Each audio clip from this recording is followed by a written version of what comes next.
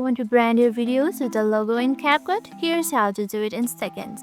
First, open your project and import your video into the timeline. Now, in order to add your logo, click on Import and import from your desktop. Once you import it, drag it to the timeline like this.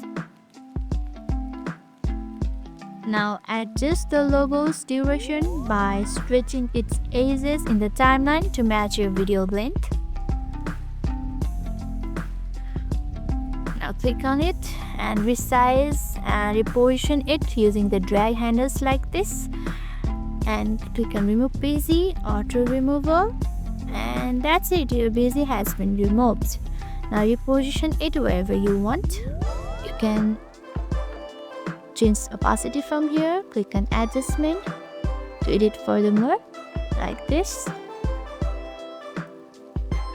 Now for the pull list, look, go to the Animation tab. Right here, click on Animation and add a subtle fade in or any effects you would like.